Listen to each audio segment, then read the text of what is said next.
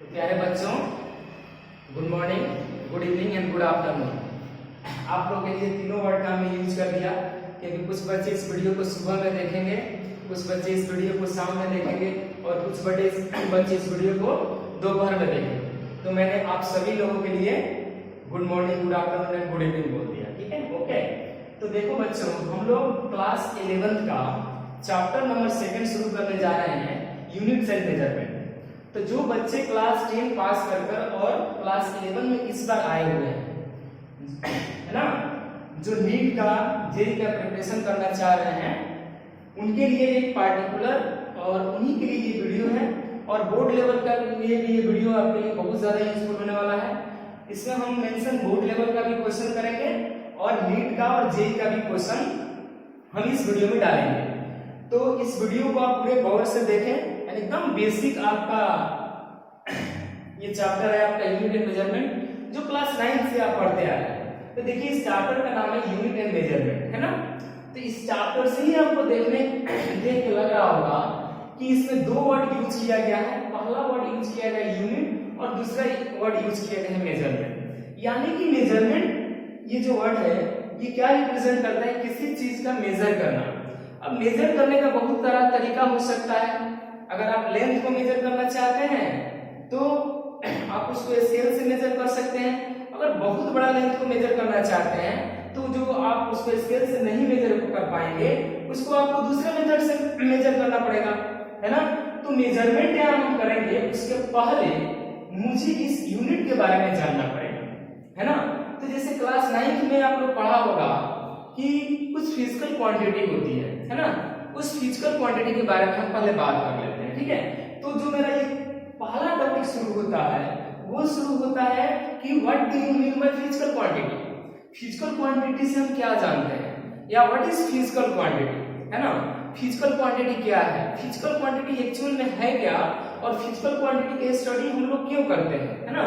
तो देखिए, आप अभी तक क्लास 10 तक जितने भी क्वांटिटी के बारे में आपने स्टडी किया फिजिक्स में, जितने भी क्वांटिटी के बारे में आपने स्टडी किया, वो चाहे लेंथ हो, चाहे मास हो, या टाइम हो, या एक्सेलरेशन हो, या वेलोसिटी हो, या डिस्प्लेसमेंट हो, या मोमेंटम हो, है ना। जितने भी आपने क्वांटिटी के बारे में पढ़ा, या एंगुलर मोमेंटम हो, लीनियर मोमेंटम हो, एंगुलर वेलोसिटी हो, लीनियर वेलोसिटी हो, है ना, जितने भी क्वांटिटी के बारे में आपने स्टडी किया है, उन सारे क्वांटिटी को अब हम लोग 1 बाय 1 करके डिस्कस करेंगे, है ना।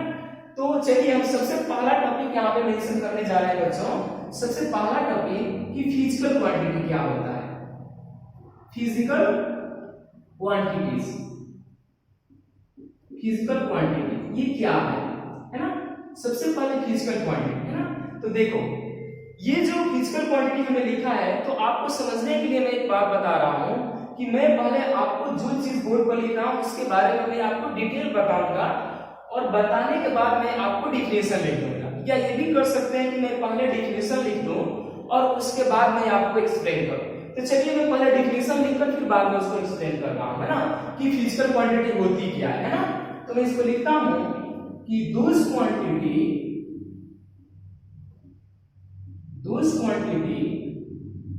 which can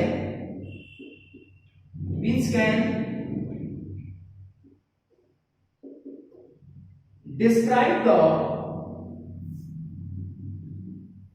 law of physics, those quantity which can describe the law of physics and possible to measure it is called physical quantities, is called physical quantities। तो मैंने एक डिफिनेशन लिखा बच्चों कि those quantity which can describe the law of physics and possible to measure it is called physical quantity। हम physical quantity को कैसे express कर सकते हैं, कैसे हम इसको डिफाइन कर सकते हैं कि वैसी क्वांटिटी जिस क्वांटिटी को हम फिजिक्स के लॉ में डिस्क्राइब कर सके, है ना, कि those quantity which can describe the law of physics and possible to measure it is called physical quantity। वैसी क्वांटिटी जिसको हम फिजिक्स के लॉ में डिस्क्राइब कर सकें, है ना, और ये पॉसिबल हो कि उसको मेजर कर सकें, उसी को हम क्या बोलते हैं, फिजिकल क्वांटिटी बोलते हैं। जैसे सपोज कीजिए कि अगर मुझे किसी लेंथ को मेजर करना है, सपोज करें आप कि अगर मान लीजिए कि हमने एक लेंथ खींचा यहाँ से, है ना, और सपोज कीजिए कि ये लेंथ आपका कितना है यहाँ से लेकर यहाँ तक, मान लीजिए कि मैं दे देता हूँ यहाँ से लेकर यहाँ तक कि आपका 50 सेंटीमीटर है, ठीक है। देखो बच्चों ये 50 सेंटीमीटर है, तो इसको हम मेजर कर सकते हैं। हम एक लेंथ उठाएंगे और लेंथ को हम एक स्केल उठाएंगे और स्केल को हम यहाँ से यहाँ तक रख देंगे तो मेजर हो जाएगा। यानी कि हमने एक जो लेंथ यहाँ पे कंसीडर किया, हम बोल सकते हैं कि ये मेरी फिजिकल क्वांटिटी है ना। तो उसी को हमने लिखा हुआ है कि those quantity which can describe the law of physics and possible to measure it. देखिए यहाँ पे एक वर्ड लिखा है पॉसिबल टू मेजर इट। इसको आप थोड़ा सा गौर से सोचिए कि ये वर्ड लिखने के पीछे क्या रीजन है बच्चों। हमने जो वर्ड का मेंशन किया पॉसिबल टू मेजर इट, अब आप बोलेंगे कि sir possible to measure it आपने क्यों लिखा, तो पॉसिबल टू मेजर इट लिखने के पीछे यही रीजन है बच्चों कि मान लीजिए कि आपको बहुत ज्यादा लॉन्गेस्ट, बहुत ज्यादा लार्ज डिस्टेंस को मेजर करना है, जस्ट लाइक स्टार हो गया, सन हो गया, है ना। मान लीजिए कोई प्लैनेट का डिस्टेंस को मेजर करना है, तब तो आप बच्चों उसको आप स्केल से नहीं मेजर कर पाओगे ना। आपको अर्थ सरफेस पे खड़ा कर दिया जाए और बोला जाए कि आप जुपिटर को आपके अर्थ के सरफेस से कितना दूर है आप मेजरमेंट कीजिए, है ना, तो आप तो नहीं मेजर कर पाओगे। इसीलिए मैंने यहाँ पे एक वर्ड का यूज किया है possible to measure it. But आपको 50 सेंटीमीटर, आपको 100 सेंटीमीटर, आपको 30 सेंटीमीटर, 20 सेंटीमीटर, यहाँ तक कि किलोमीटर में भी हम दें तो आप आसानी से मेजर कर बता सकते हो कि हाँ सर इसकी डिस्टेंस इतनी है, हमने इसको आसानी से मेजरमेंट कर लिया। बट अगर आपको बहुत ज्यादा लार्ज डिस्टेंस मेजर करना है तो आप मेजर नहीं कर पाओगे। अब आप बोलोगे नहीं सर हम तो मेजर करेगा, कैसे करोगे? अगर बहुत ज्यादा लार्ज डिस्टेंस है तो क्या आप स्केल से मेजर करोगे? मेजर करते करते करते करते हम लोग की पूरी लाइफ खत्म हो जाएगी और हम लोग डिस्टेंस को मेजर ही नहीं कर पाएंगे। तो उसको मुझे कैसे मेजर करना है इसकी बात हम अगले वीडियो में बात करेंगे। पहले तो हम बेसिक चीजें बात कर लेते हैं, ठीक है। अच्छा अब आइए, अब देखिए जो फिजिकल क्वांटिटी हमने लिखा है डिफिनेशन, इसके साथ कुछ कंडीशन है ना। जैसे मान लीजिए आपने क्लास 9 में पढ़ लिया कि वैसी क्वांटिटी जिसको फिजिक्स के लॉ में डिस्क्राइब करें, जिसको मेजर करें, जिसको तौल सके, जिसको नाप सके, वो सब की सब फिजिकल क्वांटिटी है। अब मान लीजिए कि आपको दूध लेना है ना, तो आप मान लीजिए केजी में भी ले सकते हैं, आप उसको लीटर में भी ले सकते हैं, है ना। आपको लेंथ मेजर करना है, या तो आप उसको मीटर में मेजर कीजिए, या आप उसको सेंटीमीटर में मेजर कीजिए, या आप उसको किलोमीटर में मेजर कीजिए, है ना, या उसको मिलीमीटर में मेजर कीजिए। आपने मेजरमेंट किया, ओके। अब देखो बच्चों, अब हम बात करते हैं कि क्या ये फिजिकल क्वांटिटी को मेजर करने की, ध्यान से सुनेंगे, यहाँ पे 3 वर्ड बहुत ज्यादा इंटरेस्टिंग होने वाला है कि जब आप किसी फिजिकल क्वांटिटी को मेजरमेंट करते हैं तो उसके लिए क्या पॉसिबल चीजें हो सकती है ना। मतलब अगर हम बात करें कि अगर कोई फिजिकल क्वांटिटी है ना, कि तो उसको हम कैसे, क्या कंडीशन रखेंगे, है ना। एक वर्ड में लिखता हूं कि फिजिकल क्वांटिटी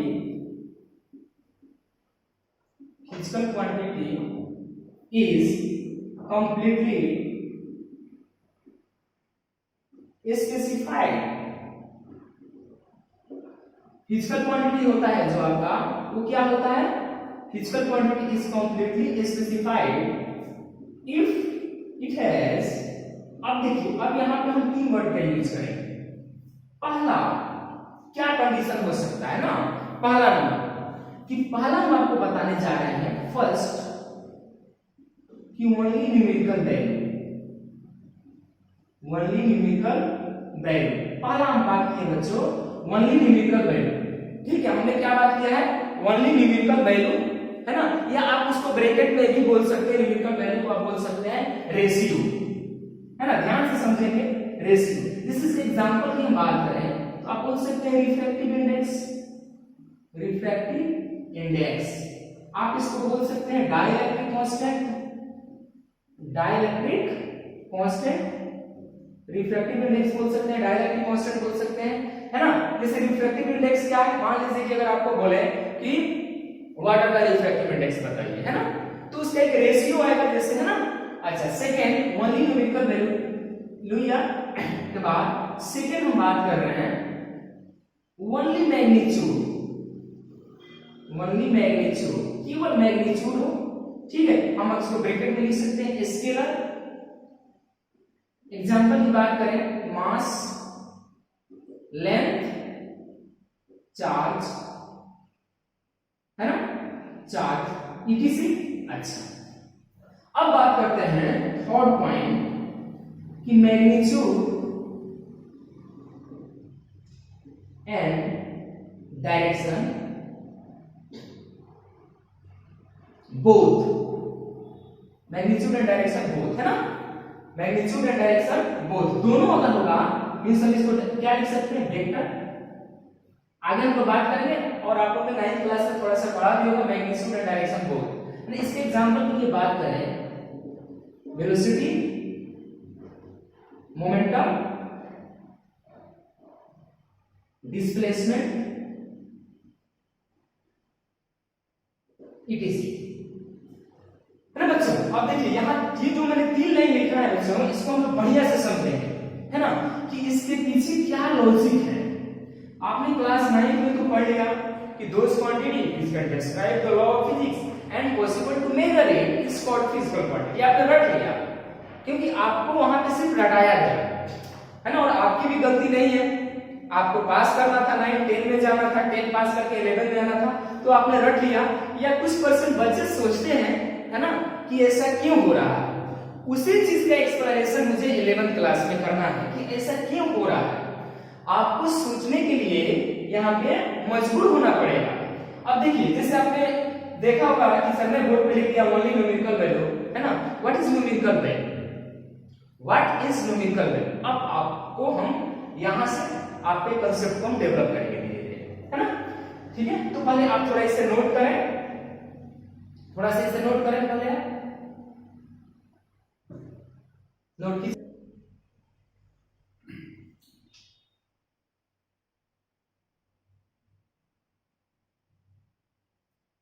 जल्दी से नोट कर लें।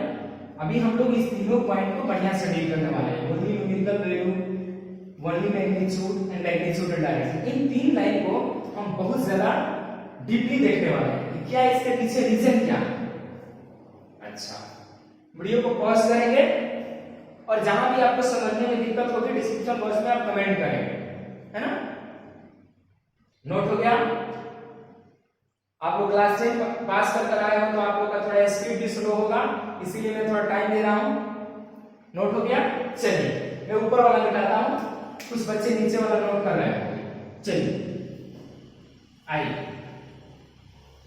अब देखिए हमने लिखा ओनली न्यूमेरिकल वैल्यू, तो आप पूछेंगे कि सर अगर कहीं पे सिर्फ और सिर्फ न्यूमेरिकल वैल्यू मिल रहा है या आपने लिखा रेशियो मिल रहा है, तो क्या वो फिजिकल क्वांटिटी है? यस, वो फिजिकल क्वांटिटी है। आप बताइए कि फिजिकल क्वांटिटी है। जैसे सपोज कीजिए कि रिफ्रैक्टिव इंडेक्स, है ना, अगर बात करें रिफ्रैक्टिव इंडेक्स या डाइलेक्ट्रिक कांस्टेंट, तो आप क्लास 12 में पढ़ेंगे डाइलेक्ट्रिक कांस्टेंट की। अगर हम बात करें तो अगर आपसे पूछा जाए कि वाटर की डाइलेक्ट्रिक कांस्टेंट कितनी होती है, तो आप बताएंगे कि सर 80 होती है। वो आप आगे पढ़ेंगे, है ना, आप आगे पढ़ेंगे क्लास 12 में। अच्छा, अब आइए ओनली मैग्नीट्यूड की बात की है। अब जैसे सपोज कीजिए कि हमने यहां लिखा कि 2 kg मैंगो, समझिए इस चीज को, मैंने लिखा 2 kg मैंगो। क्या लिखा? 2 kg मैंगो। देखो बच्चों, मैंगो आम का सीजन खत्म हो चुका है ना, आपके मुंह में पानी तो नहीं आया ना। चलिए 2 kg मैंगो, हमने क्या लिखा? 2 kg मैंगो। अब यहां बोलिएगा सर 2 kg मैंगो में ये 2 क्या है और kg क्या है? 2 is the numerical value and kg is the unit of mass। बस आपको यही समझना है। आपको क्या बोलना है? 2 kg मैंगो में 2 जो होगा वो एक आपकी न्यूमेरिकल वैल्यू होगी और kg जो होगा बच्चों आपकी यूनिट ऑफ मास होगा, है ना। तो ये जो हमने 2 kg लिखा, अगर आप क्लास 9 में थोड़ा सा भी आपको स्केलर क्वांटिटी और वेक्टर क्वांटिटी का थोड़ा सा भी आइडिया पता होगा ना, तो आप आसानी से समझ जाएंगे। चलिए मैं थोड़ा सा आपको 2 मिनट टाइम देकर बता देता हूँ। पार्टिकुलर हम लोग मोशन इन 2D में इसको डिटेल पढ़ेंगे बच्चों, लेकिन थोड़ा सा 2 मिनट टाइम दीजिए। देखिए 2 kg मैंगो लिखे हैं, जो मैंने वर्ड बोला कि 2 is the numerical value and kg is the unit of mass, है ना। यानी कि हमने जो बोला कि 2 kg मैंगो, इसमें कोई पार्टिकुलर स्पेसिफिक डायरेक्शन नहीं हो रहा है। अब थोड़ा सा ध्यान दीजिए, हम आपको बताएंगे। एक होता है आपका स्केलर क्वांटिटी, एक होता है आपका स्केलर क्वांटिटी और एक होता है बच्चों वेक्टर क्वांटिटी, है ना, एक होता है आपका वेक्टर क्वांटिटी। थोड़ा सा समझ लीजिए, है ना। तो स्केलर क्वांटिटी किसको बोलेंगे और वेक्टर क्वांटिटी किसको बोलेंगे, है ना।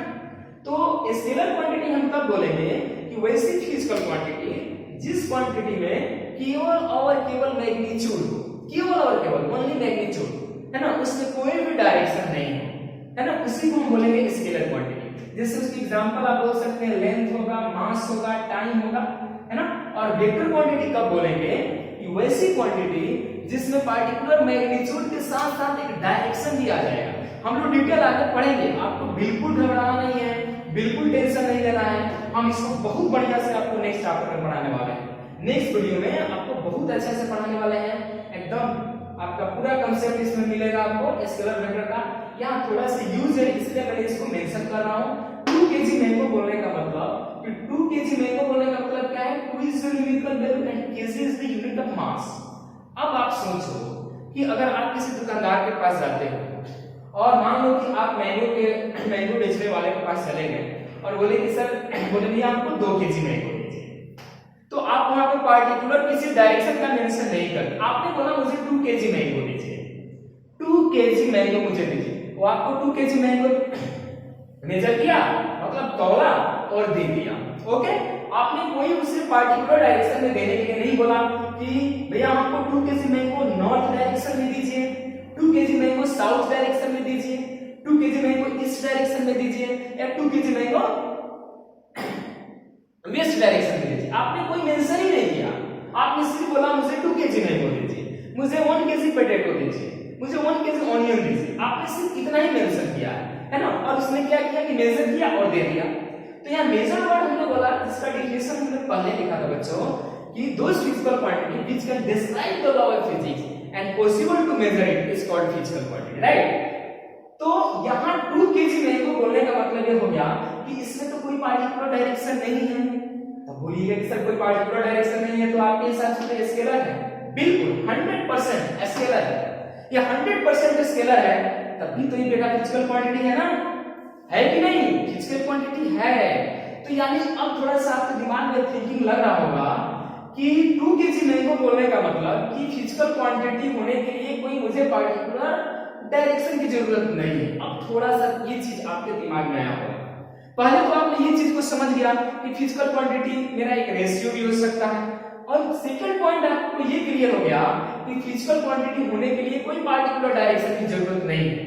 ये हम नहीं बोलेंगे कि इस क्वांटिटी में मुझे पार्टिकुलर डायरेक्शन है, तभी हम उसको क्या बोलेंगे, फिजिकल क्वांटिटी बोलेंगे। फील आया, कुछ कुछ कुछ कुछ कुछ कुछ थोड़ा फील करो, सोचो सोचो सोचो। 2 kg मैंगो बोला हमने, फील आया। 2 kg मैंगो बोलने का मतलब कोई पार्टिकुलर डायरेक्शन नहीं है ना, तभी तो ये फिजिकल क्वांटिटी है। इसको हम लिखेंगे, अभी लिखेंगे, थोड़ा सा आगे लिखेंगे, समझिए इस चीज को। अच्छा, अब मान लीजिए, अब थोड़ी सी बात करते हैं। जैसे मान लीजिए कि ये नॉर्थ होता है, ये साउथ होता है, ईस्ट होता है और वेस्ट होता है ना। नॉर्थ साउथ ईस्ट वेस्ट में मान लीजिए कि आप पटना में हैं। कहाँ पे हैं? पटना में हैं।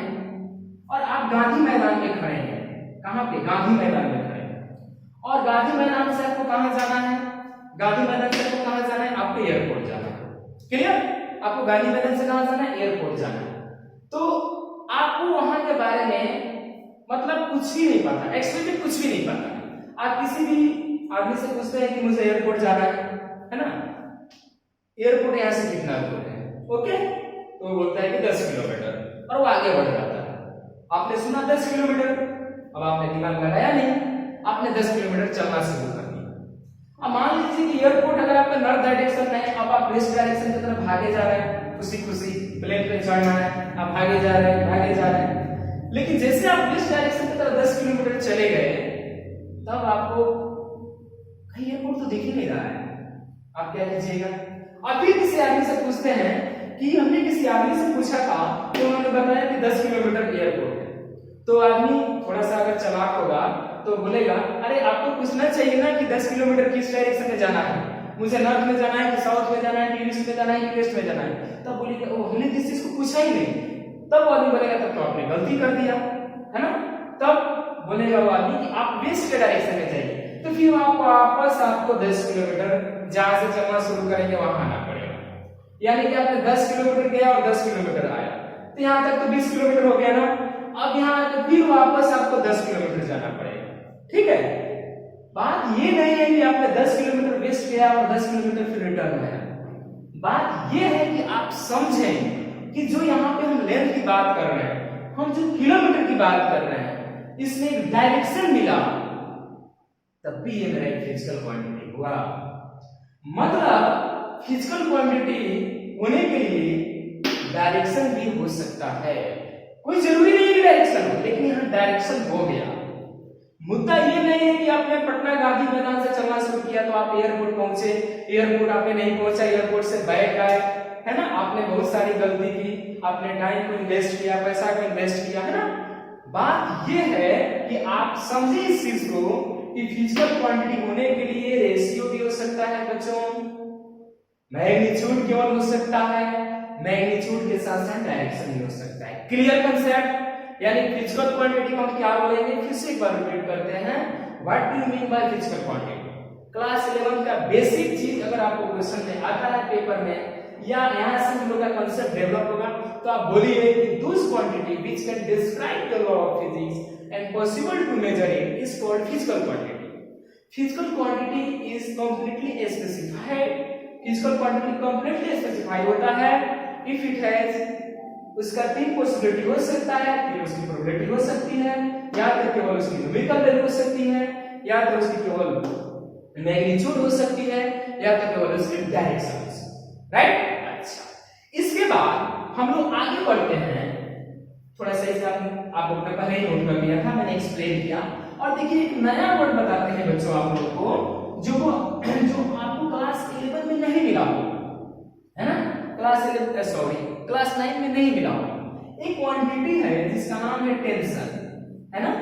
ये क्वांटिटी को हम बोलते हैं टेंसर क्वांटिटी। ये क्या होती है देखिए, मतलब अगर टेंसर क्वांटिटी ये होती है आपकी कि मतलब बहुत सारी ऐसी फिजिकल क्वांटिटीज हैं जो ना कंप्लीटली आपका स्केलर होती है, ना कंप्लीटली आपका वेक्टर होती है, इवन वेक्टर होती है, उसको हम लोग टेंसर बोलते हैं। इसको हम मतलब आपका डिटेल्स जो है हम लोग मोशन इन 2 डायमेंशन में आपको हम बताएंगे। जैसे वहां पे हम आपको बताएंगे कि मोमेंट ऑफ इनर्शिया क्या होता है, ये तो आपके लिए एकदम आपने नाम ही नहीं सुना होगा, तो मैं अभी वैसा वर्ड का यूज नहीं कर रहा हूँ, वैसी चीज आपको नहीं बता रहा हूँ जिससे आपका इंटरेस्ट खत्म हो, है ना।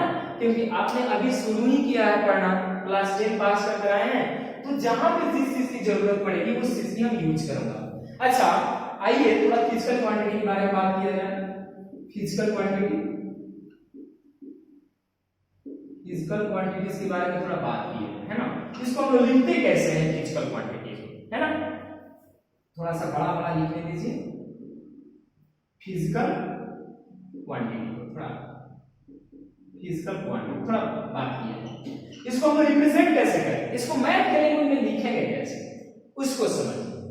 तो फिजिकल क्वांटिटी को मैथ के लैंग्वेज में लिखते हैं Q = M × U। एक आपका बेसिक हमने फार्मूला बना दिया बच्चों, Q = M × U। What is Q, what is M and what is U? Here Q = physical quantity. Q क्या है बच्चों, फिजिकल क्वांटिटी है। M क्या है आपकी न्यूमेरिकल वैल्यू, ये जो होती है वो न्यूमेरिकल वैल्यू होती है। और U क्या होती है आपकी यूनिट, है ना।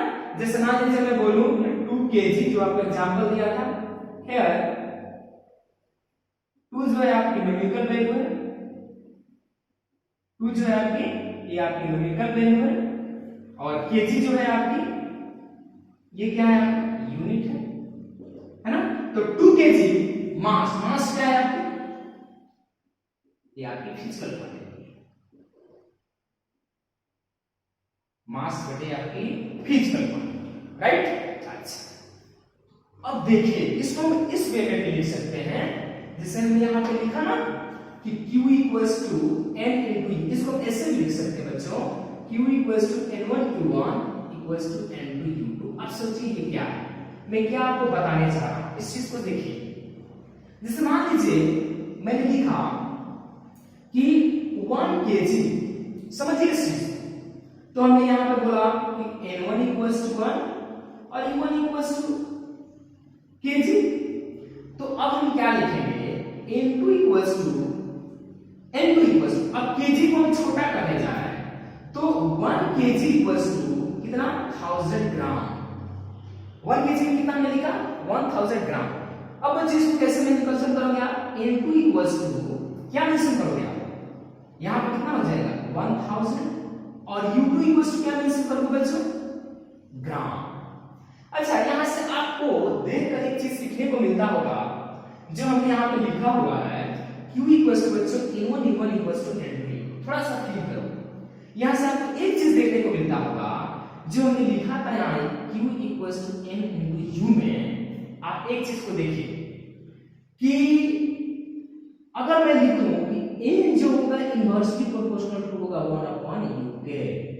देखो गौर से बच्चे इस चीज, मैंने लिखा कि n inversely proportional to 1 upon u ने यूनिट को जितना छोटा करेंगे उसकी न्यूमेरिकल वैल्यू उतनी बड़ी होती रहती जाएगी,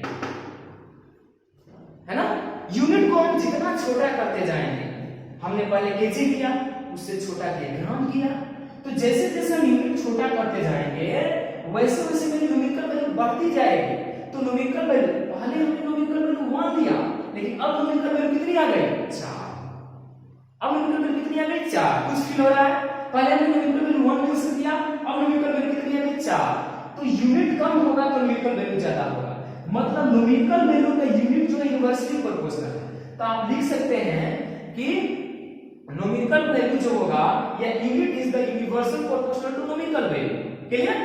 तो इसको आप नोट करें, फिर आगे हम बात करेंगे, इसे नोट करें, नोट कीजिए।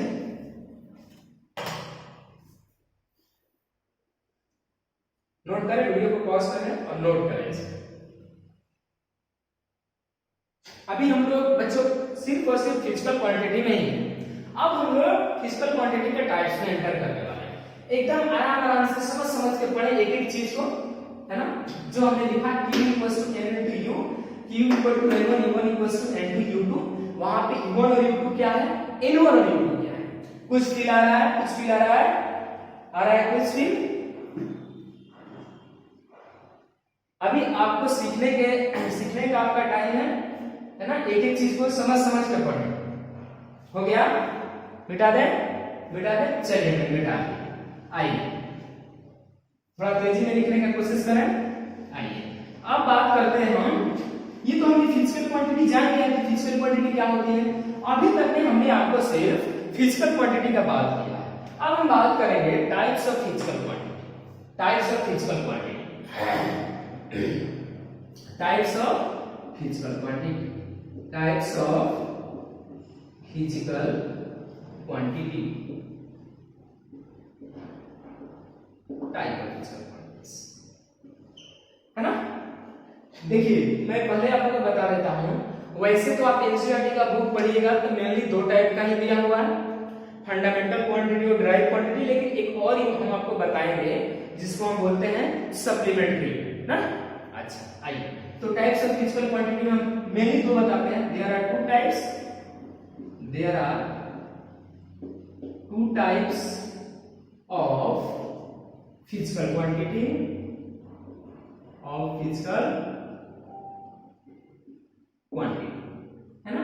पहला है आपका फंडामेंटल क्वांटिटी, पहला है आपका फंडामेंटल क्वांटिटी, है ना। इसका दूसरा एक नाम है बच्चों बेस क्वांटिटी। क्या नाम है, बेस क्वांटिटी। इसको हम लोग बेस क्वांटिटी भी बोलते हैं, या इसको हम लोग इंडिपेंडेंट क्वांटिटी भी बोलते हैं, इंडिपेंडेंट क्वांटिटी। इसको हम लोग इंडिपेंडेंट क्वांटिटी भी बोलते हैं बच्चों, ठीक है। सेकंड है मेरा डिराइव क्वांटिटी, सेकंड है बच्चों डिराइव क्वांटिटी, है ना। इसको हम लोग बोलते हैं डिपेंडेंट क्वांटिटी। इसको हम लोग क्या बोलते हैं, डिपेंडेंट क्वांटिटी, ओके। इसको हम लोग बोलते हैं डिपेंडेंट क्वांटिटी, राइट। तो हमने बात किया सबसे पहले फंडामेंटल क्वांटिटी, उसके बाद डिराइव क्वांटिटी, है ना। तो सबसे पहले हम ये बात कर लेंगे कि व्हाट इज फंडामेंटल क्वांटिटी, है ना। पहले हम बात करेंगे फंडामेंटल क्वांटिटी का, ठीक है। तो चलिए सबसे पहले फंडामेंटल क्वांटिटी बताता हूं। फंडामेंटल क्वांटिटी क्या होती है? फंडामेंटल क्वांटिटी, इसको हम लोग कैसे डिफाइन करेंगे कि those quantity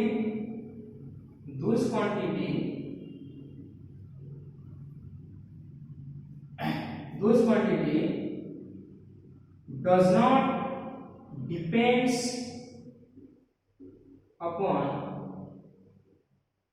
another physical quantity। आप बोल भी सकते हैं कि those physical quantity, लिख भी सकते हैं कि those physical quantity does not depends upon another physical quantity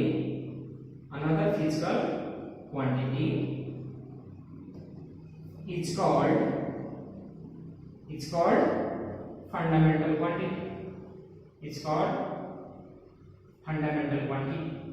It's called fundamental quantity। ये वैसी क्वांटिटी जो किसी भी क्वांटिटी पर डिपेंड नहीं हो, है ना। those physical quantity does not depend upon another physical quantity is called fundamental quantity। मतलब वैसी क्वांटिटी जो किसी भी क्वांटिटी पर डिपेंड नहीं हो उसको ही हम बोलते हैं फंडामेंटल क्वांटिटी, या उसका दूसरा नाम हमने आपको बताया बेस क्वांटिटी, राइट। अच्छा, अब कुछ इसकी टाइप्स है ना। Types of fundamental quantity.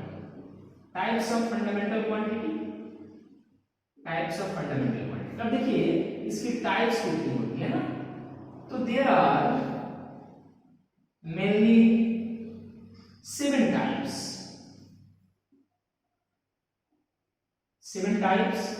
of fundamental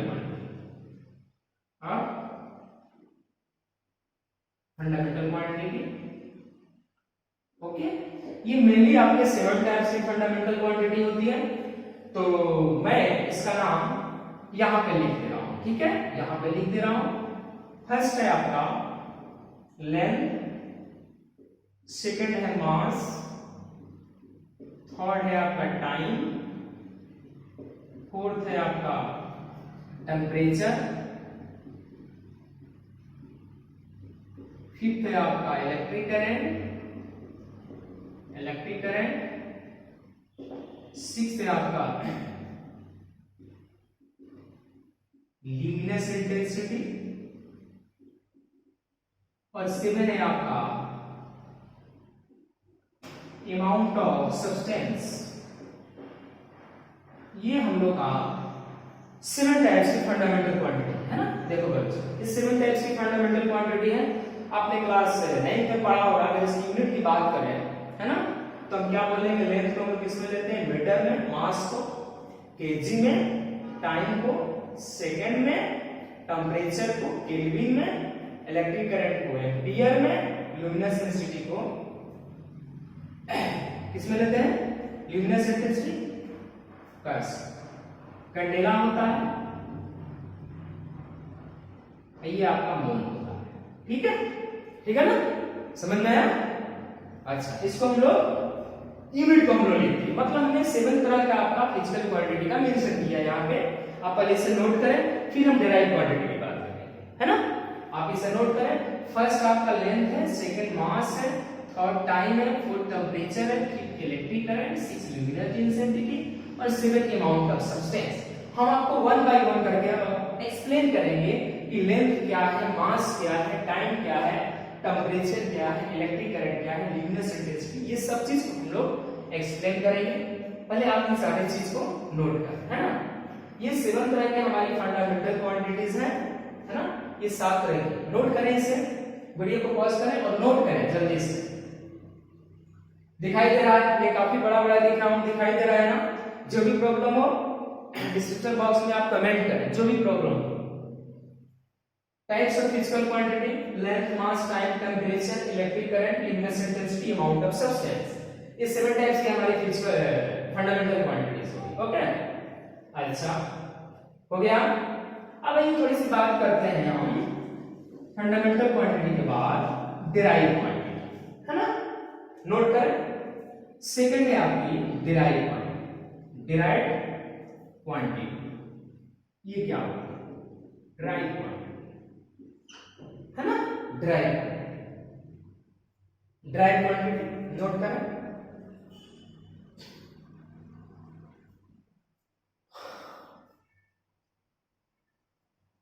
drive quantity. चलिए ड्राइव क्वांटिटी देखते हैं कि those physical quantity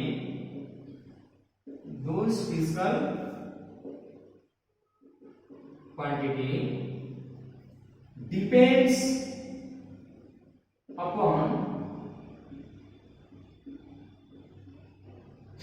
another physical quantity depends upon another physical quantity is called derived quantity। इसको क्या बोलेंगे बच्चों? उसको हम लोग बोलेंगे derived quantity। those physical quantity depends upon another physical quantity is called derived quantity। वैसी क्वांटिटी जो किसी दूसरे क्वांटिटी पर डिपेंड्स हो उसको हम क्या बोलेंगे? derived quantity, है ना। जैसे इसकी एग्जांपल की बात किया जाए तो देखो बच्चों यहाँ पे एग्जांपल हम इसको बता रहे हैं आपको। एग्जांपल हम क्या बोल सकते हैं? जैसे एग्जांपल बोल सकते हैं स्पीड, है ना। स्पीड इक्वल टू कितना होता है? डिस्टेंस अपॉन टाइम, है ना। डिस्टेंस डिवाइडेड बाय टाइम, ये आपका स्पीड हुआ। तो बताइए कि डिस्टेंस में क्या है? लेंथ है ना, वो तो आपका है ना। किसमें है? फंडामेंटल क्वांटिटी में। टाइम भी है। जैसे मान लीजिए हम डेंसिटी की बात करें, यहां से डेंसिटी, है ना। डेंसिटी इक्वल टू कितना होता है? मास पर यूनिट वॉल्यूम, है ना। तो इसमें भी देखिए मास भी आपका क्या है? फंडामेंटल क्वांटिटी है। और वॉल्यूम क्या होता है? Area into height. तो एरिया में क्या होगा? लेंथ होगा ही होगा, लेंथ इनटू ब्रेथ। तो ये आपको उस पर डिपेंड होगा, है ना।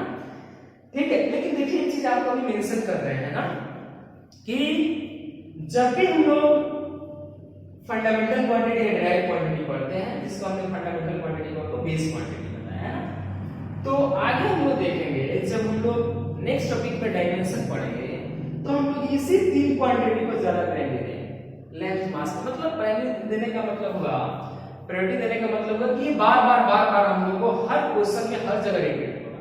लेंथ, मास, टाइम हर जगह रिपीट होता ही रहेगा, है ना। ये हर जगह रिपीट होगा, लेंथ, मास, टाइम। तो इसको ध्यान रखेंगे थोड़ा वहां पे।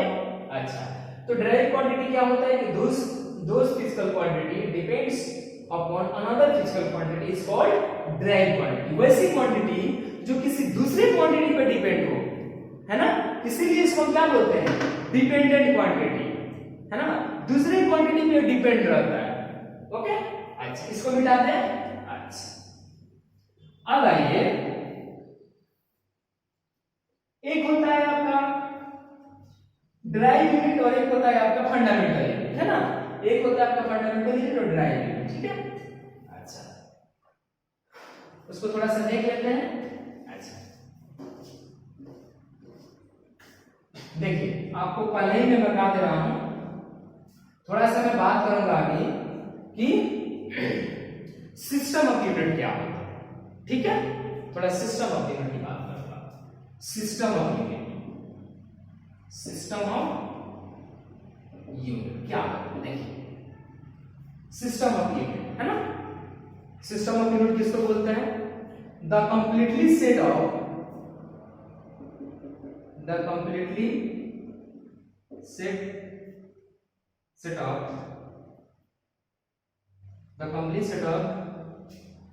फंडामेंटल यूनिट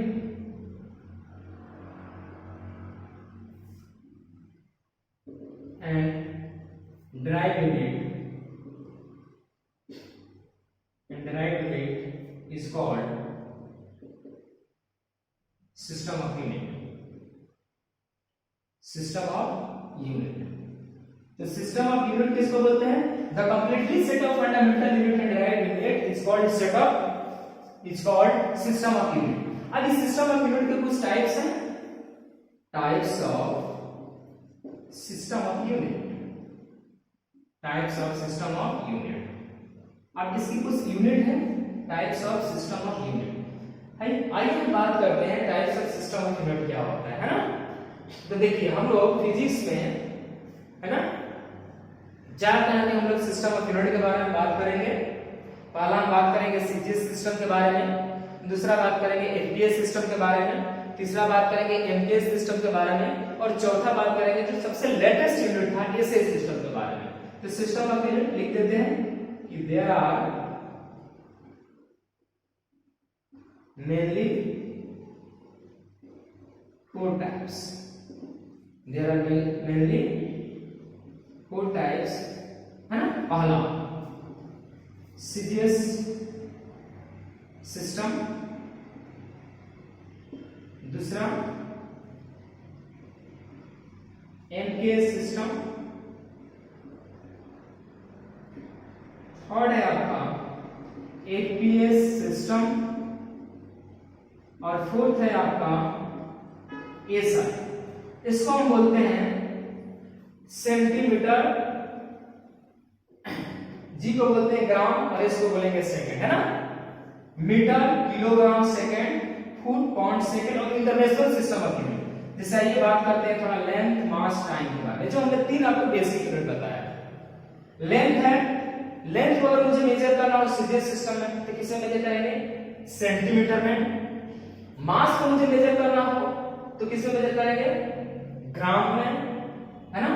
और टाइम को मुझे मेजर करना हो तो किसे मेजर करेंगे, सेकंड में. मैं इसको बॉक्स बनाकर लिख देता हूं, पहले आप समझिए. अगर मुझे एमपीएस सिस्टम में मेजर करना हो लेंथ तो किसमें करेंगे, मीटर में. आपने यहाँ पे क्या किया कि लेंथ को सेंटीमीटर में मेजर किया और यहाँ पे मास को आपने ग्राम में मेजर किया, आपने टाइम को सेकंड में मेजर किया. लेकिन जैसे आपने एमपीएस सिस्टम में गया तो आप क्या करेंगे, लेंथ को किसमें मेजर करेंगे, मीटर में, मास को किसमें मेजर करेंगे, केजी में और टाइम को किसमें मेजर करेंगे, सेकंड में, है ना. अगर क्वेश्चन में मिनट दिया रहेगा तो उसको हम लोग टाइम में बेटा कन्वर्ट कर लेंगे. अच्छा, एमपीएस सिस्टम जिसको हम बोलते हैं फुट पाउंड सिस्टम, है ना. लेंथ को किसमें मेजर करेंगे, फुट में, मास को किसमें मेजर करेंगे, पाउंड में, पाउंड POUND, और टाइम को सेकंड, राइट. अच्छा, ये साइन जो है जिसको हम बोलते हैं बच्चों international system of unit, international system of unit बोलते हैं. Okay, international system of unit. और आप लोग देखते होंगे बच्चों कि सबसे ज्यादा आपको यही यूनिट मिलता है. ये यूनिट तो है ही, लेकिन सबसे ज्यादा आपको पूरी फिजिक्स में या आपके आई थिंक केमिस्ट्री में भी, है ना, आपको ज्यादातर यही यूनिट मिलता है, एसआई यूनिट ही मिलता है. तो ये जो 3 यूनिट है आपका, सीजीएस हो गया, एमपीएस हो गया या आपके एपीएस हो गया, है ना. तो ये जो 3 यूनिट आप देख रहे हैं, इस यूनिट के पीछे कुछ कहानी है ना. बहुत समय पहले, मान लीजिए जब उतना डेवलप नहीं था साइंस, है ना, इतना डेवलप नहीं था, तो अलग अलग कंट्री में अलग अलग, है ना, सिस्टम का यूज किया जाता था. जैसे मान लीजिए, मतलब इसकी बहुत सारी कहानी है, कहानी में हम लोग को नहीं जाना है. जैसे मान लीजिए हम लोग इंडियन है ना, आपने इंडिया में बचपन से पढ़ा को लेंथ को हम लोग मीटर में लेंगे, लेंथ को हम लोग मीटर में लेंगे. आपका माइंड सेटल है, माइंड में पूरा पे है एक चीज को, लेंथ को हम लोग मीटर बोलते हैं, है ना. मास को हम लोग केजी बोलते हैं, लेंथ को हम लोग मीटर बोलते हैं. आप मान लीजिए आउट ऑफ इंडिया चले गए स्टडी करने के लिए, है ना. और मान लीजिए उस कंट्री में, जिस कंट्री में आप गए, मान लीजिए आपने यूरोप में चला गया, उस कंट्री में गए, वहां पे उसने लेंथ को फुट में पढ़ के रखा, फुट में, है ना. और आपको क्वेश्चन में आता है फुट के बारे में, पाउंड के बारे में, वो तो आप जानते ही नहीं है ना. तो अलग अलग कंट्री में अलग अलग सिस्टम का यूज किया जाता है ना. अलग अलग कंट्री में अलग अलग फिजिकल क्वांटिटी का जो यूनिट बना, उसका अलग अलग लोग अपने यूज करता था. तो जिसके कारण बहुत ज्यादा कॉम्प्लेक्स प्रॉब्लम क्रिएट होता था, है ना, बहुत प्रॉब्लम होता था. तो सारे साइंटिस्ट ने ये बात किया कि कुछ ऐसा किया जाए कि ये जो हम लोग के साथ प्रॉब्लम क्रिएट हो रहा है वो प्रॉब्लम क्रिएट ना हो. तो सारे साइंटिस्ट ने कॉन्फ्रेंस किया और उस कॉन्फ्रेंस में उन्होंने ये डिसाइड किया कि हम लोग क्यों नहीं एक ही यूनिट को बनाते हैं कि वही यूनिट पूरे वर्ल्ड में काम करे, पूरे दुनिया में उस यूनिट के नाम से जाना जाए. तो सारे साइंटिस्ट ने मिलकर एक ऐसा यूनिट का खोज किया और उन्होंने इस यूनिट का नाम दिया इंटरनेशनल सिस्टम ऑफ यूनिट. मतलब इंटरनेशनल वर्ड से भी आप देख सकते हो बच्चों कि इंटरनेशनल वर्ड क्यों यूज किया गया. मतलब इंटरनेशनल सिस्टम ऑफ यूनिट का मतलब ये होता है बच्चों कि ये यूनिट आपकी पूरे वर्ल्ड में कहीं भी डिस्टर्ब करने वाली नहीं है.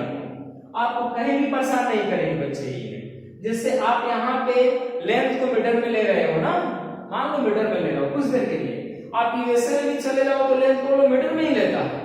अगर आप यहाँ पे एप्पल को केजी में तौल रहे हो, मेजर कर रहे हो ना, तो यूएसए में भी केजी नहीं, अगर आप किसी दुकान पे जाकर बोलोगे please give me 1 KG mango, है ना, तो आपको आसानी से दे देगा 1 केजी मैंगो, है ना, आपको टेंशन लेने की जरूरत नहीं है। लेकिन सपोज कीजिए जब ये यूनिट नहीं आया होगा बच्चों, तो मान लीजिए कि आप यूरोप में गए हैं और वहां पे जो हमने आपको बताया लेंथ मास टाइम, उन्होंने मास को किस में कंसीडर किया हुआ है, उन्होंने लेंथ को फुट में लिया और मास को पाउंड में लिया, है ना। आप जाके बोल रहे हैं कि please give me 1 KG mango, please give me 1 KG mango, वो समझ ही नहीं पा रहा है कि आप क्या बोल रहे हैं, है ना। तो आप बोले please give me 1 KG mango, है ना, ठीक है, वो समझ ही नहीं पा रहा है क्योंकि उसको पता ही नहीं है कि 1 KG, what is 1 KG, what is the actual meaning of 1 KG, है ना। तो डायरेक्ट बोल देगा I don't know what is 1 KG, I don't know what is 1 KG, है ना। तो ये एपीएस आपको कितना प्रॉब्लम क्रिएट किया। लेकिन अगर आप जाकर आप यूएसए में बोलिए कि please give me 1 KG mango, उसको कोई प्रॉब्लम नहीं होगा बच्चा ना, वो आराम से 1 केजी मैंगो आपको दे देगा। तो देखिए ये यूनिट बन जाने से ना बहुत सारा प्रॉब्लम क्रिएट जो होता था वो सॉल्व हो गया। लेकिन एक बात और है बच्चों, है ना, क्या है कि कोई भी चीज जब बनाया जाता है तो उसमें बहुत मेहनत लगता है, बहुत टाइम लगता है। ऐसा नहीं है, आप सोचिए कि रिस्पेक्टेड न्यूटन सर ने अगर मान लीजिए कि कोई चीज का खोज किया तो ऐसा नहीं, मान लीजिए कि उन्होंने फोर्स का यूनिट का नाम दे दिया न्यूटन, तो ऐसा नहीं कि सुबह उन्होंने जाकर ब्रेकफास्ट किया और बुक में लिख दिया कि फोर्स का यूनिट न्यूटन है, नहीं है ना। उन्होंने बहुत ज्यादा उस पर वर्क किया, बहुत ज्यादा उन्होंने काम किया उस पर, बहुत ज्यादा उन्होंने सोचा उस चीज को, तब उन्होंने एक पार्टिकुलर टाइम आने को उन्होंने बताया कि फोर्स का यूनिट न्यूटन है। तो आप उसी तरह से सोचो बच्चों, ये जो तीनों यूनिट बना, जिसने तीनों यूनिट को बनाया, अलग अलग कंट्री ने अलग अलग क्वांटिटी को अलग अलग यूनिट नाम दिया, तो क्या वो इस चीज को 100% सेटिस्फाई हो जाएंगे कि आज आपने एसआई सिस्टम को खोज किया तो लो हम तीनों यूनिट को हवा हवाई कर देते हैं, हम डिलीट ही कर देते हैं या हटा ही देते हैं? ऐसे तो पॉसिबल नहीं है ना, क्योंकि जो उनके को उस यूनिट को बनाने में, उस यूनिट का खोज करने में जो उन्होंने टाइम इन्वेस्ट किया, जो उन्होंने एनर्जी इन्वेस्ट की, है ना, जो उन्होंने पूरा का पूरा अपना एनर्जी लगाया, centigram second, metre kilogram second, foot pound second, वो तो इतना आसानी से नहीं मान रहे हैं ना। अरे आप एक नोट्स बनाते हो, आप एक नोट्स बनाते हो और वो पेज फट जाता है तो आपको कितना दर्द होता है, अरे मेरा नोट्स फट गया, आप तुरंत क्या करते हो, लाते हो, अरे हम इस पर टेप लगाएंगे, टेप चिपकाएंगे, परेशान हो जाते हो। अब आप सोचो कि जिस चीज को आप एक नोट्स बनाए वो फटने से आपको इतना दर्द होता है, आपको इतना तकलीफ होता है, इतना अफसोस होता है, अरे मुझे फिर से लिखना पड़ेगा। या सोचो कि आपका फिजिक्स का नोट्स गुम हो जाए, है ना, आपका फिजिक्स का नोट्स गुम हो जाए, आप पूरा टेंशन में आ जाओगे, अरे मैंने इतना मेहनत से नोट्स बनाया था, मेरा नोट्स सीख हो गया, अब क्या करें, फिर से लिखना पड़ेगा।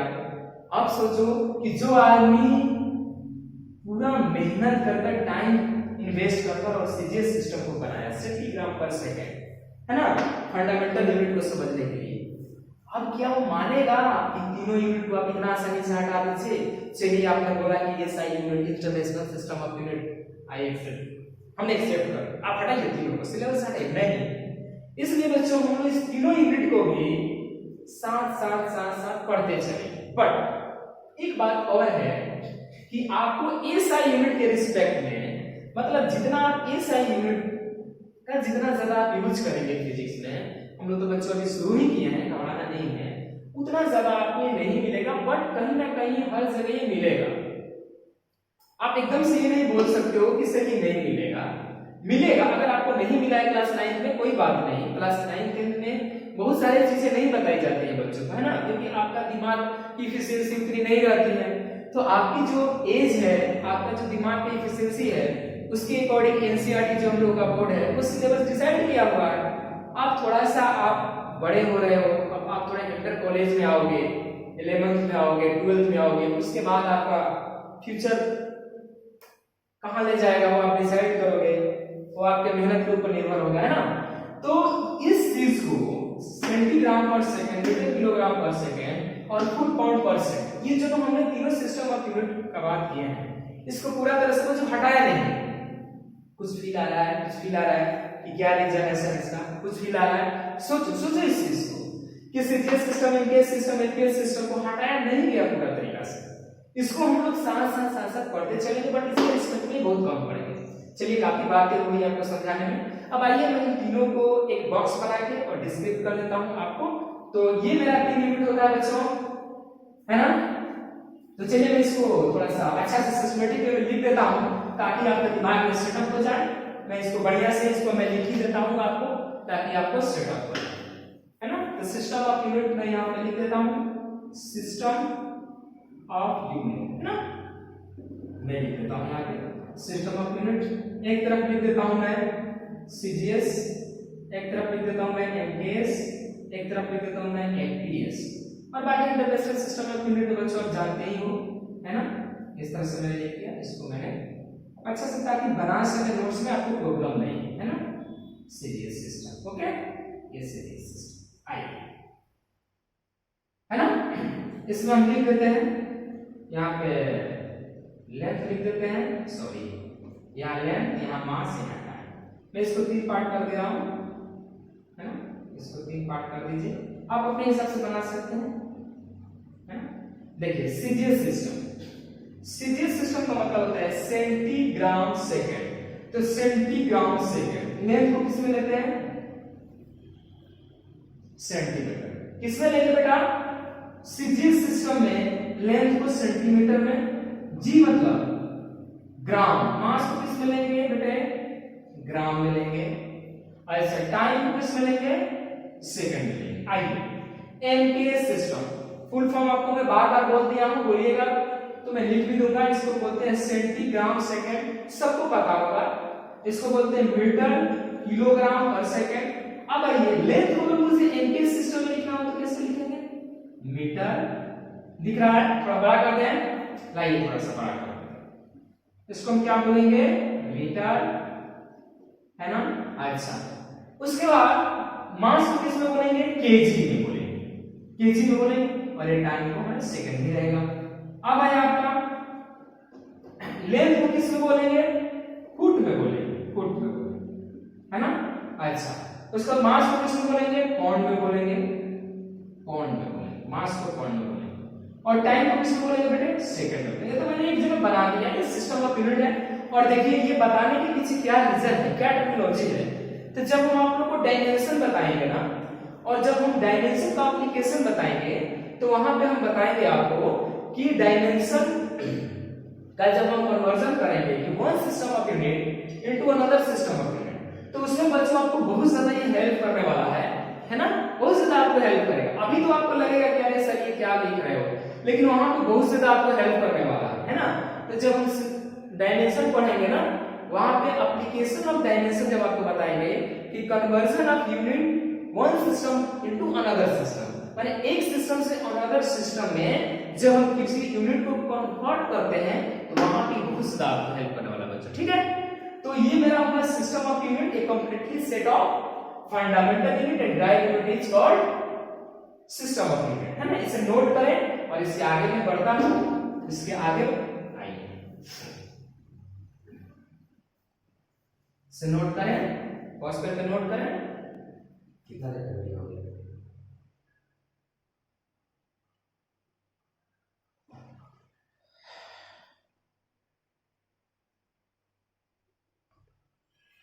नोट कीजिए बच्चों। चलिए आज के लिए इतना ही बच्चों, काफी गर्मी है। और नेक्स्ट सेकंड वीडियो में हम स्टार्ट करेंगे सप्लीमेंट्री यूनिट, है ना। मैं आपको हम बताऊंगा कि प्लेन एंगल और सॉलिड एंगल क्या होता है, और हम लोग डायमेंशन देखेंगे, ओके। इस वीडियो को बच्चों लाइक करें, सब्सक्राइब करें और खुश रहें। बाय।